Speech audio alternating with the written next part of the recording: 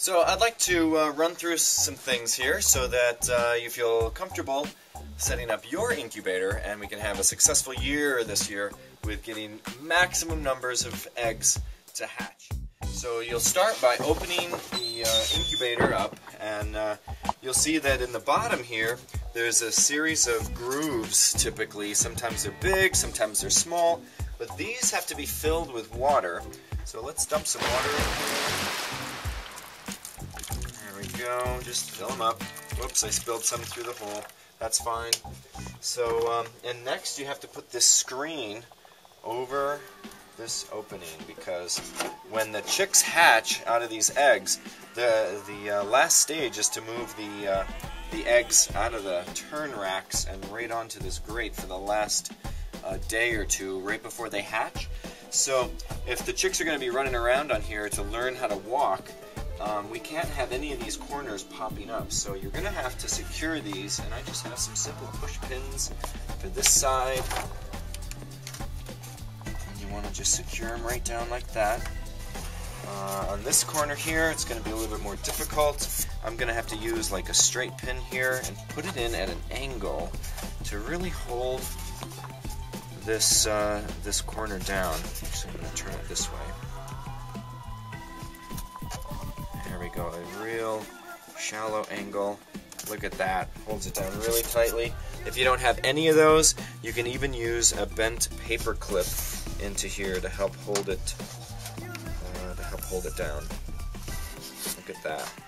Alright, that's going to help keep this down.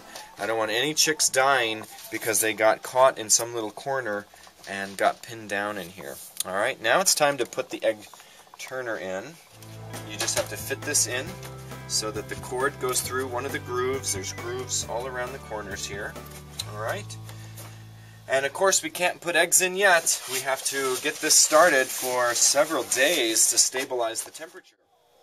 And for that, we're going to have to include these thermometers. This one has some nice clear thermometers included. We'll just set them right on top because we have to make sure we can get this to 99.5 degrees Fahrenheit. Put these in a power strip so that there's no surges, and best if you can plug it into a GFCI switch. Turn it on, and we have red lights. And since there's no eggs in here, there's no harm for killing anything, I'm just going to crank this up to maximum temperature, and we'll see. I can see right through these windows and read the thermometers as they stabilize. We want to get it right to 99.5 degrees, or 100 degrees is fine. Basically, you're going to have a plus or minus 1 degree variance either way, so if you shoot for 99.5 degrees, you'll get it right there. Alright, so now we just have to wait until our temperatures stabilize, and then we can put in eggs after we're absolutely certain everything's working on this. Don't just put eggs in and plug it in. It has to run for a few days beforehand. So I'm going to let this run for probably a week before I even have eggs in it. Okay, one thing I'd like to mention now is we have our temperature stabilized now at 99.5 degrees, according to these. Now we're ready for eggs. So what I would do is to place the eggs right in here, and you'll want to place them. These are quail size, so I can just place them right in any shape. They won't fall through. If this is just a regular chick egg turner, then what you have to do is not place the egg in lengthwise this way, but horizontally like so, and then that way they won't fall through the holes. And this egg turner is just going to slowly turn in a 24-hour period. It's going to turn twice to keep the eggs rotating.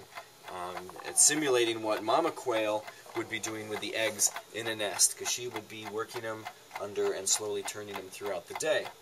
But now we put the eggs in, and now you can study them right through these amazing windows right here on these panels. So that's how you're going to look through to look at the eggs.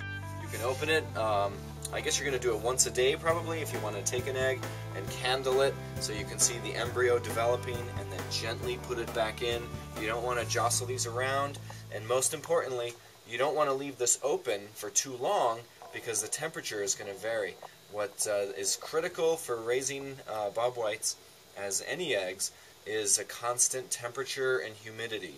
All right, and check through there to make sure that there's water still in those reservoirs under there. And then cap this right back up as quickly as you can. Don't leave that off for extended periods of time. Now, if we speed up the clock a little bit towards the end of the incubation study, what you're going to want to do then is the last day or two, you're going to want to lift this out and then move the eggs over onto the screen. Okay, put them all on here nice and gently for the last day, maybe 2 days, and then cover this back up, because when they hatch, they're going to need that high humidity in there to help them, that heat and humidity to help them come out of the egg. I've seen some that were too dry, and the baby's feathers actually got stuck to the egg because it was too dry. So you really want a high humidity situation for them to come around. You want them to all interact with each other, because when one is jostling, then it jostles another one, and it keeps them active and encourages them to move around.